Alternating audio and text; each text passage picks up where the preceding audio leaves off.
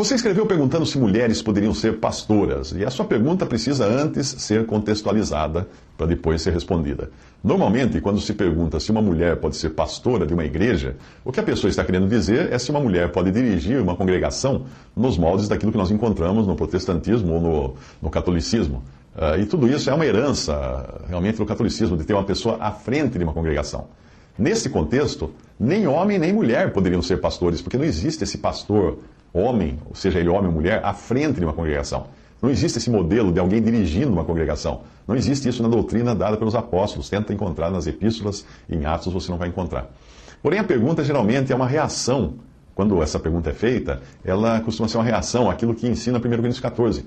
1 Coríntios 14, quando diz que as mulheres devem ficar caladas nas igrejas, pois não lhes é permitido falar. Então, seguindo o raciocínio do modelo de que existiria uma pessoa dirigindo uma congregação, como seria possível uma mulher fazer isso se ela estivesse impedida de falar na igreja? Esse é o raciocínio normalmente de quem vem das denominações. E é particularmente difícil explicar tudo isso quando a cristandade se afastou tanto da simplicidade do texto bíblico e adotou uma ideia de igreja como se fosse uma denominação ou instituição religiosa e de pastor como se fosse uma profissão, um cargo, uma função de liderança, uma congregação. Fica difícil explicar até para uma pessoa que venha do sistema religioso. Antes de qualquer coisa, entenda que igreja, biblicamente falando, tem dois significados. Ela pode significar o corpo de Cristo, composto por todos os salvos, e pode significar também a assembleia dos cristãos quando estão reunidos ao nome de Jesus. Quando dois ou três estão congregados ao nome do Senhor Jesus, ali a igreja está reunida. O significado de instituição denominacional, igreja como uma instituição, ou de um templo, ou qualquer coisa semelhante, é estranho às Escrituras, você não encontra. Mas voltando ao seu e-mail, você enviou o texto de um autor que tenta dar respaldo a um cargo de pastor para mulheres. Obviamente, não apenas pensando nelas como dirigentes de congregação, mas também como pregadoras nas reuniões da igreja. Eu repito que essas duas ideias foram inventadas pelo homem, não tem nenhuma nem outra. Eu vou comentar alguns trechos do texto que você enviou. Você escreveu o seguinte, abre aspas, é fato que o apóstolo Paulo, em sua epístola, faz algumas restrições às manifestações das mulheres nas igrejas. Mas antes de generalizarmos essas recomendações paulinas, fecha aspas. Não é Paulo quem faz restrições. Não, você está enganado. Você não leu a Bíblia. É o Senhor quem faz as restrições. 1 Coríntios 14, 35 diz assim, e se querem aprender alguma coisa, interroguem em casa seus próprios maridos, porque é vergonhoso que as mulheres falem na igreja. Porventura saiu dentre vós a palavra de Deus, ou veio ela somente para vós? Se alguém cuida ser profeta ou espiritual, reconheça que as coisas que vos escrevo são mandamentos do Senhor. Até aí a passagem bíblica. Quem falou que foi Paulo que ordenou essas coisas? São mandamentos do Senhor. O Senhor ordenou através de Paulo. Essa prática de jogar para Paulo a responsabilidade das coisas que Deus falou por intermédio dele abre um precedente para as maiores aberrações, como considerar que aquilo então que Paulo fala do homossexualismo seria apenas opinião dele, portanto nós não precisamos levar em conta. Todas as coisas que Paulo fala, não é Paulo que falou. Tá bom. Você escreveu, abre aspas, é preciso que façamos uma análise da situação feminina diante da cultura oriental, fecha aspas. Não, quem fazer análise? Nós não fazemos análise de cultura, nós obedecemos a palavra de Deus. Se nós condicionarmos a palavra de Deus à cultura da época, então também vamos ser obrigados a acatar o homossexualismo, o aborto, o sexo fora do casamento e tantas outras coisas que eram culturalmente também eram aceitáveis entre os povos da antiguidade. E hoje também são. Porque veja que todas essas coisas que eu citei agora eram aceitáveis entre os romanos na época de Paulo. Ou na época que Paulo escreveu, inspirado pelo Espírito Santo. Você continua escrevendo, abre aspas, na Bíblia nós encontramos as mulheres exercendo uma série de atividades eclesiais. Por exemplo, servindo na igreja como diaconisas, evangelistas, profetisas, pregadoras, obreiras, etc. Fecha aspas. Sim, dentro de determinados contextos, como da família, a casa do pai, como as filhas de Filipe que profetizavam na casa de Filipe, entre mulheres, como nós vemos as mulheres mais novas, mais velhas, que deveriam ensinar as mais novas. Tudo isso é cabível, nós vemos nas Escrituras, mas nunca nas reuniões da igreja, porque o Espírito Santo não vai se contradizer. Se ele falou, as mulheres permaneçam caladas nas igrejas, porque não lhes é permitido falar, nessas reuniões, onde os crentes estão reunidos ao nome do Senhor Jesus, em 2 ou 3 congregados, elas não podem falar, elas devem permanecer em silêncio. Você escreveu, abre aspas, diante de tantos exemplos é impossível negarmos o chamado e a unção de mulheres ao pastorado, fecha aspas. Ora, só porque a premissa é verdadeira, isso não nos dá a liberdade de chegar a conclusões falsas. Além disso, o autor do texto deve estar tomando a palavra pastorado dentro do significado que ele dá, que é o denominacional. que é de uma líder de uma congregação. E eu já expliquei, essa palavra não existe. Esse posto do pastor, mesmo homem, não existe na Escritura. Existem os dons. Dom de pastor, dom de evangelista, dom de doutor, mas não o líder de congregação. Não há tal coisa no Novo Testamento. Você escreveu também, abre aspas, inclusive o mover do Senhor é uma realidade em nossos dias, mesmo que não houvesse nenhuma citação na Bíblia endossando o chamado feminino, ainda assim seria aceitável, desde que revelado pelo Espírito Santo de Deus, o verdadeiro edificador da igreja, fecha aspas. Então mesmo que não exista nenhuma citação na Bíblia endossando qualquer coisa, então nós podemos fazer isso da maneira que nós bem entendemos, desde que a gente coloque o nome nisso de mover do Senhor, horas.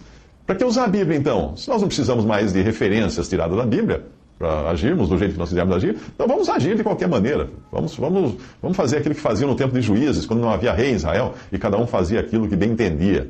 Você continuou escrevendo, abre aspas, exponho a seguir uma série de atividades exercidas pelas mulheres, por exemplo, serviram ao Senhor e à sua igreja. Então o anjo continuou, aí você cita, não tenha medo, Maria, Deus está contente com você, você ficará grávida, dará à luz um filho e porá nele o nome de Jesus. Você fez uma citação de Lucas 1, de 30 a 38. Olha, esse autor desse texto que você está citando para mim, ele não compreende que a igreja só foi formada no capítulo 2 de Atos. Maria era uma judia que adorava no templo de Jerusalém, oferecia animais sacrificados a Deus, levava o seu dízimo para os sacerdotes, ela é uma judia, não tinha nada a ver com a igreja. Você continua citando o texto, abre aspas. Recomendo-vos a vossa irmã Febe, que está servindo a igreja de Cencreia. Saudai Priscila e Áquila, meus cooperadores em Cristo Jesus, os quais pela minha vida arriscaram a sua própria cabeça. Saudai Maria, que muito trabalhou por vós. Romanos 16, 1 a 6. E continua. E a você, meu fiel companheiro de trabalho, peço que ajude essas duas irmãs, pois elas, junto com Clemente e todos os outros meus companheiros, trabalharam muito para espalhar o Evangelho. Filipenses 4, 3. Claro, elas serviram. Ninguém disse que não. Mas não diz que elas ministravam a palavra de Deus nas reuniões da igreja, porque isso é vedado em 1 Coríntios capítulo 14. Você continua escrevendo, abre aspas, ela disse ao seu marido, tenha certeza de que esse homem que vem sempre aqui é um santo homem de Deus. Vamos construir um quarto pequeno na parte de cima da casa e vamos pôr ali uma cama, uma mesa, uma cadeira e uma lamparina, e assim quando ele vier nos visitar poderá ficar lá. 2 Reis 4, 9 a 10. Mais uma vez, o autor do texto que você enviou não entende, não faz ideia de que no Antigo Testamento não existia a igreja foi um mistério revelado a Paulo. Ele não entende que as epístolas são dirigidas a uma nova ordem de coisas. A igreja é o povo celestial de Deus. No Antigo Testamento eles deviam guardar a lei dada a Moisés. Não é isso que a igreja faz hoje.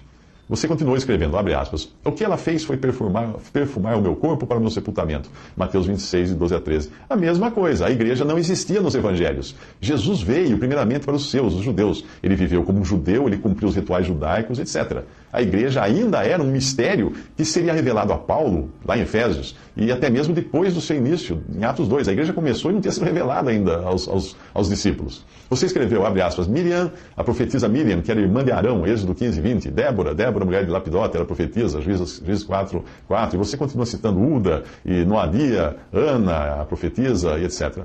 Outra vez, a mesma coisa. Profetas e profetisas do Antigo Testamento não tinham nada a ver com a igreja. Eles nem imaginavam o que seria a igreja. Eles nem mesmo entendiam o que eles profetizavam. A Bíblia fala, e todos esses, tendo tido testemunho pela fé, não alcançaram a promessa, provendo Deus alguma coisa melhor a nosso respeito, para que eles, sem nós, não fossem aperfeiçoados. Hebreus 11, 39. Você também citou as filhas de Filipe, as 4 filhas solteiras que profetizavam de Atos 21, 9. Sim, elas profetizavam. Onde? Na casa de Filipe, não nas reuniões da igreja. Você também escreveu de Débora, que era juíza dos israelitas, mais uma vez, Antigo Testamento e Israel. Você falou de Priscila. Ele começou a falar com coragem na sinagoga. Priscila e o seu marido Áquila ouviram falar, então levaram para a casa deles e explicaram o melhor caminho de Deus, Atos 18, 26. E depois, outra citação, mando saudações a Priscila e ao seu marido Áquila, meus companheiros no serviço de Cristo Jesus, Romanos 16, 3. E também citou Febe. Eu recomendo a vocês a nossa irmã Febe, que é diaconisa na igreja de Cencreia, Romanos 16, 1 a 2. Sim. As mulheres têm um trabalho grande a fazer para o Senhor e para a igreja e para os irmãos. Isso não muda nada a proibição de 1 Coríntios 14. Você não entendeu isso? A proibição é específica para o ministério da palavra nas reuniões da igreja, que é quando elas devem permanecer caladas.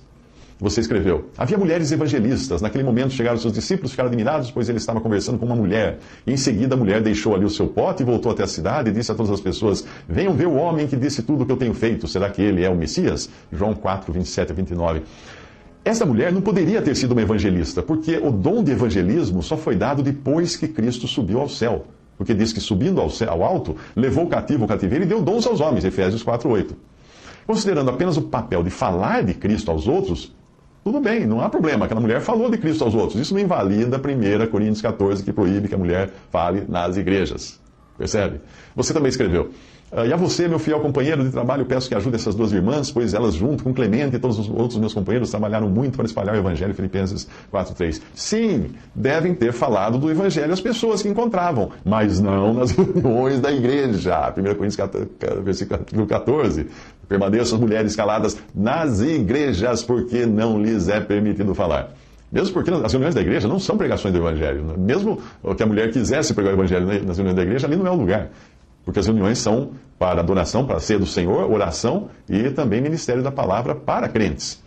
As reuniões da igreja não são para incrédulos, mas são para crentes, são voltadas ao aprendizado da doutrina dos apóstolos e à comunhão dos santos, na ceia do Senhor, nas orações, etc.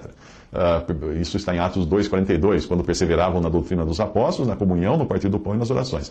Você continua o texto dizendo o seguinte, abre aspas: vemos mulheres pregando aos judeus no templo, como Ana, e que era viúva de 84 anos e não deixava o templo. Lucas 2, de 37 em diante. E mais uma vez, você está falando de Israel, não está falando de igreja. Que templo é esse? Templo de Jerusalém.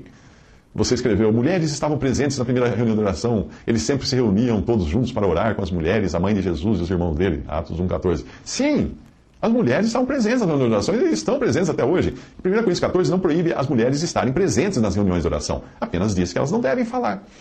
Será que ficou claro agora?